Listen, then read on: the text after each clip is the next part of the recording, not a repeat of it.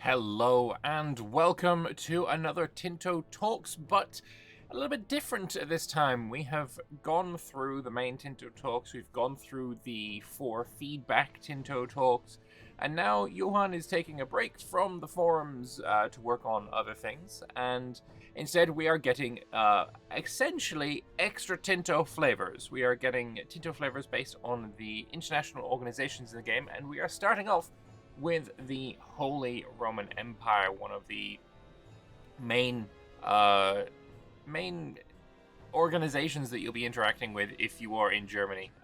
Next week we have the Catholic Church, which is going to be the other big IO in Europe. So looking forward to that one as well. But today, of course, we have the Holy Roman Empire. Before we get into it, I just want to ask you to please click the subscribe button. It helps me out. You stay informed because you get to see my videos going live on your homepage, and then you know get to know everything that's going on with this game. And I get a number that grows bigger and makes me happy. So let us get into the Tinto Talk. Hello, welcome to another Tinto Talk, the happy Wednesdays where we talk about our entirely super top secret game with the codename Project Caesar. Today, I will be your host instead of Johan. Yes, we're talking with Pavia. Since we'll be talking about flavor mechanics. These will basically be IOs, situations, and religions, and we'll be talking about a bunch of them for some weeks. Although from time to time, Johan will come back to present some other stuff. Looking forward to this as well. I hope we don't just get no Johan at all. I'm sure he will still be in charge of the Saturday building, and maybe there'll be more things as well that pop up. So that'd be cool. Let's start without further ado with the Holy Roman Empire, the most convoluted organization invented by mankind. That's fair. The only imperial polity that existed in Western Europe for most of the game period. In 1337, it's a very different beast compared to previous installments in other Paradox Grand Strategy games. The Great Interregnum that started in 1254 after the deaths of Frederick and Conrad of the House of Hohenstaufen, and the double election of two contenders, Richard of Cornwall and Alfonso of Castile, in 1257 led to a period of weak and diminishing imperial authority. In the coming decades, the houses of Habsburg, Luxembourg, and Wittelsbach would fight for the imperial election, making the electorates increasingly more important. And here we have a map of the HRE and everything, all of the different types of members. So we'll scroll down because they have a full little thing. A legend. So yellow is the Emperor. It starts in Upper Bavaria. We have light blue as Prince Electors, Bohemia, Palatinate, Brandenburg, Cologne, I think. Anyway, it's hard to see. Middle blue is an Archbishop Elector. Is that Mainz and Trier? Is that what we're calling middle blue? We have dark blue as Imperial Prelates. Fair enough. That's actually really hard to read any of these, but I think that one's Apulia or Aquilea. Again, sorry. We have light green as free imperial cities. I think that's like the lime green potentially. We have the middle green as republics, Milan, Verona, etc. The pink or brownish ones are peasant republics, so we're looking at the free cities of Frisia. Then we've got grey as imperial princes, Austria, basic bitch, got nothing going on with you right now. I'm sure that'll stay relevant. Purple stripes is imperial land not owned by a HRE member. So land here that's Poland owns, land here that Burgundy owns, the Flanders owns, some stuff in Italy as well. And then other stripes is land owned by a HRE member not yet incorporated into imperial land. So likes of the land that Brandenburg has. And I think that's the only one I can see of that type. Maybe there's more or a bit there in Verona as well. So very cool. Getting that legend, something that I can reference to if we're looking at maps of Germany in the future.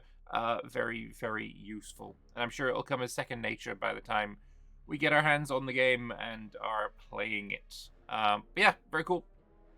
So, an overview of the HRE IO panel and all the different member types that you can find by scrolling down on it. So here we have the Holy Roman Empire. They start with well, I assume this is the start of the game. No imperial authority. New currency here. We'll find out what that is. Could be, yeah, could be imperial authority actually. Is this maybe the growth per month? I don't know. It seems strange to have imperial authority on both sides, if that is the case. You can see who the emperor is, Ludwig the Fourth. His stats, of course. Invite to the Holy Roman Empire. Is that a button that we can click? I don't know. Either way. We have 4 Prince Electors and 3 Archbishop Electors. You can see what they are. The numbers might be how interested they are in voting for you or voting for your law. Not sure yet. We see the 26 free imperial cities, the 58 imperial prelates. Then we can see what they do. So, Prince Electors, they are special status of the Holy Roman Empire, which are capable of voting for the next Holy Roman Emperor. Only a state with the monarchy government type can assume this special status.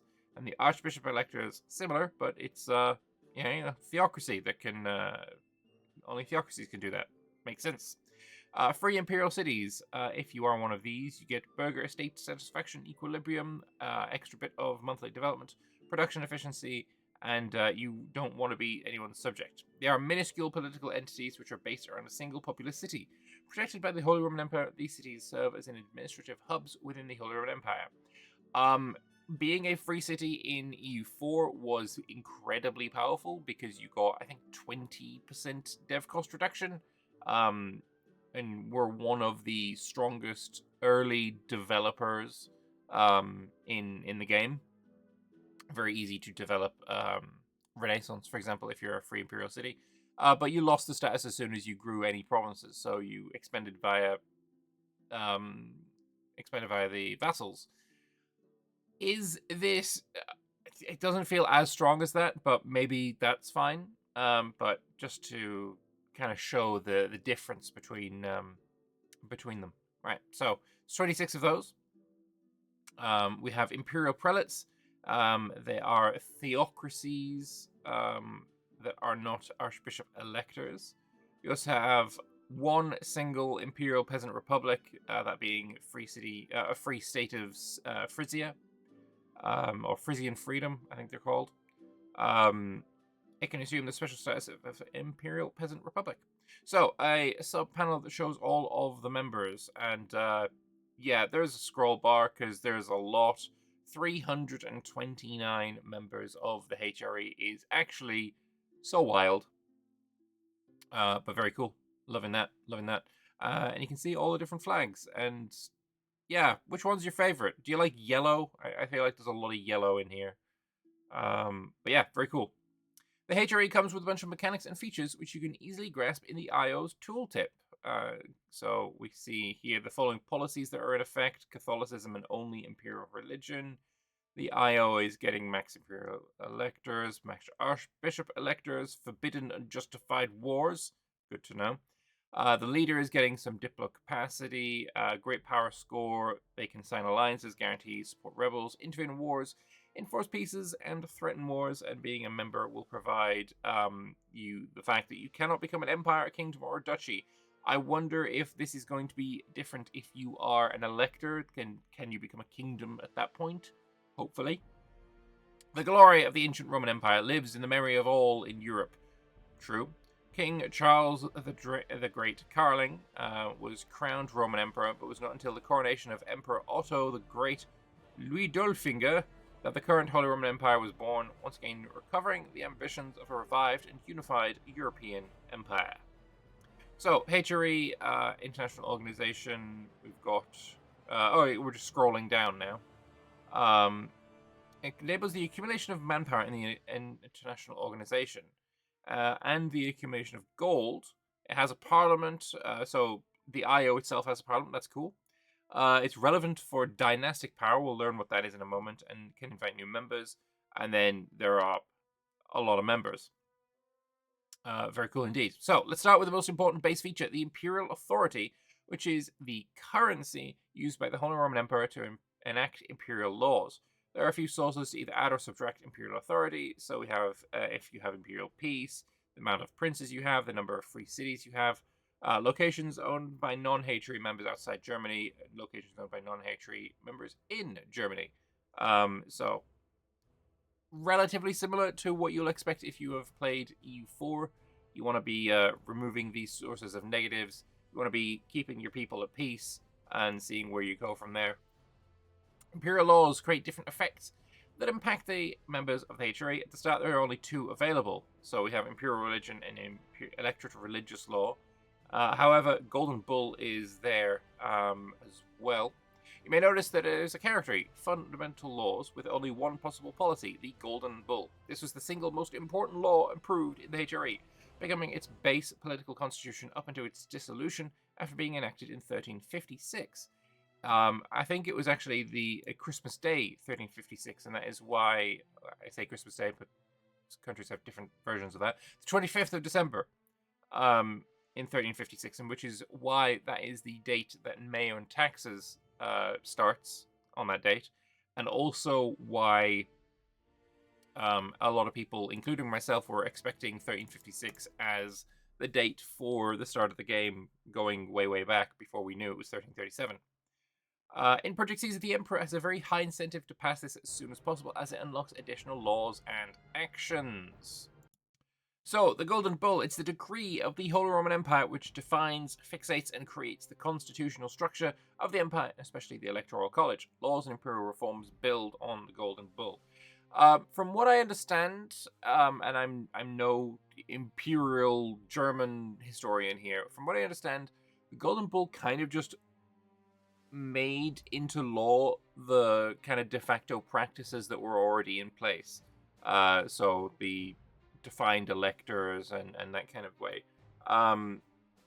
But obviously, it being in the game is obviously very important. It was very important to codify the practices already. But yeah, okay, so you need to spend prestige and legitimacy, I believe these are, to start the law debate. When you have 35 imperial authority, you can try to enact it, and vote in the imperial diet will happen. So, when implemented, Holy Roman Empire locks the Golden Bull law, enables all laws for the Holy Roman Empire, formalizes the electoral college voting behavior, and then lets you leave the Holy Roman Empire peacefully and forbids unjustified wars. Okay. Works quite similar to the country parliaments, as you have to secure a positive vote in the HRE members. Okay, I like this a lot more than EU4 already, right? In EU4, basically, you only click the button when you knew you were going to pass, because the button was grayed out if you weren't going to pass. You needed to get basically improved relations with all the different members, or enough of the members, more than half of the members, until they would pass whatever your next click was. And here it looks like we're going into one of the parliament debates where I am basically having to bribe people in order to get them to pass my law. I think this is an improvement. I think this is definitely an improvement, and I quite like it. This would be the situation after the law passes, with 8 new imperial laws available. Administrative laws. It'd be nice if this was opened out. You've got a drop-down box. You didn't open it. I'm sure that will be in the future. There we go. So, imperial voting. We have imperial succession, the electorate organization, free cities, Landfriede, the imperial diet, perpetual diet, and the power of the Holy Roman Emperor, the Kaisertum. In general terms, most of the laws have 5 policies available, with the starting ones usually being in the middle positions of the 5. This is how it works. These are the instructions, in the script. So, with the enactment of the Golden Bull, most HRE laws set to the 3rd policy, which has limited or no modifiers active at all. The HRE Emperor can try to change the policy to the next adjacent one, so from 3rd tier to 4th or 2nd tier. The left tier is the 4th and 5th, and is more in favor of benefiting the HRE as a whole. The right tier is the 2nd and 1st, and is more in favor of benefiting the HRE Emperor first and foremost. So we have that kind of centralization, decentralization system from EU4. That's good. I like that. Some laws only have 3 policies, in which case there are not pro-emperor versus pro-member positions. The only law which does not follow this rule is the power of the emperor law, which starts at improved imperial authority policy number 4. And then you're going to want to, I guess, move it to 1 if that is what you want. The reason this is to delay the unification of the HRE. Plus, there's not much design space for an even further decentralized HRE. As such, having 2 policies for the decentralized HRE are not really doable. That is fair enough. I like it. So, let's take an example of the Imperial voting law. So, we want to choose a policy, whether we're moving more to the left, more to the right. So, if you vote for re-election right or for powerful electorship, actually, there's a lot of different votes that you can do in this here. So, HRE loses 50 Imperial authority, so I guess you are getting to 50 before you can pass these votes again. Setting Imperial law level of Imperial voting to 5, so I guess we're starting at 4. Or maybe we're not, I don't know, because this one is at 4. What level are we currently at? Is there a way to see what level we're at for all of these at the start? I don't know. Unless these are all election laws or voting laws. I think they are. And you're basically choosing which one you can do. Okay, so it's not a sliding scale. You can be here and vote for here if you want. I guess it's just going to be more difficult. So, okay, that's an interesting way of working it. So, elector, basically choosing how much Diplo rep the electors get. Unless you go for a limited electorship, which means you are allowed now to vote for yourself. Or if you vote for Erbkaisertum, it sets the Imperial law level to Imperial voting 1. It locks the electorate organization law, it locks religious law, locks the Imperial succession law. So I guess you want to do these first if there are things you want to do here before you lock it down. Emperor remains in power of the Holy Roman Empire as long as they're valid to lead, so succession, essentially. Increases the counter of policies benefiting the Emperor by 1. Okay, so get everything to 2, then pass this, and then this will also go. Alright. That's cool. This is essentially your way of unifying the HRE. The Imperial election is then a key feature, since it elects the Holy Roman Emperor, who then sets all the Imperial laws and diets, etc. Here you can see an example of how it works. So this is your Imperial authority. This, I guess, is not. This is, I guess, maybe you can, like, invest in different countries with this kind of thing. And maybe there's manpower. Didn't it say that manpower was gained this way as well? Alright. It then sets the later Imperial laws. Here you can see an example of how it works. King Bohemia got backed by most of the electors and thus became the Holy Roman Emperor after the death of Ludwig of Bavaria. Very cool for him. The event will trigger if a different country gets its ruler elected as emperor, as in this example. So, we've ascended to the throne of the Holy Roman Empire. With our coronation, we also have come into possession of the Imperial Regalia, which will be a sign of our legitimate rulership. So we get the Imperial Crown, the Imperial Orb, St. Stephen's Purse, and the Coronation Evangelia. Very cool indeed. And we've seen all of these in the dev diary that looked at artists and items and such like that. One of the factors behind the election is the dynastic power, a new value that is currently only used for the HRE mechanics, although it could potentially be used for other IOs as it's scriptable and a moddable feature. Very nice. I love that a lot of things are being opened up to modders to use in whatever ways that they want. I actually love so much the Paradox is so pro-mod. It's very much something I am in favor of. It impacts the likelihood of a certain country from a powerful dynasty to be elected or re-elected as emperor. Very cool. So spreading your dynasty is very important if you are wanting to play the Imperial game. A game within a game, let's say. So that's really, really cool. And this is the Luxembourg dynasty shield, if I recall correctly. So dynastic power is the value of political power a dynasty holds in an imperial organization. It plays a major role within the HRE. It's calculated by multiplying the great power score and ownership over pops within the IOs countries have. Okay. And we have the Saxe-Wittenberg's imperial vote. They're currently voting for Bohemia with a score of 242. Diplo rep, large nation, empire, dynastic power is worth a lot. Fair enough. The fact it's a kingdom, legitimacy, great power score, prestige, opinion. Very cool. This is obviously something you'll have seen before if you've played EU4. So yeah, nice to be able to see all of the modifiers that go into that again. Last but not least is the Imperial contribution. Okay, so that's what this is. It's the amount of money and manpower that any member of the HRE may contribute to the Emperor, who can either spend it in Imperial actions and also defending the Empire in theory. So, every month the following transactions are made. So, Bohemia is giving 81 manpower and 8.6 ducats. 100%. I guess that is because you're the Emperor. What is proportion? We'll have to... Hasn't said yet. Maybe it'll say it later. So yeah, you're getting all of this manpower, all of this money. Very nice. And that's all for... Oh, it's not going to tell us... No. I want to know. What does proportion mean? It can't be 100% of your stuff. I guess maybe it is in the fact that, you know, this is... Bohemia has just become the Emperor. Maybe this is that's following on from that.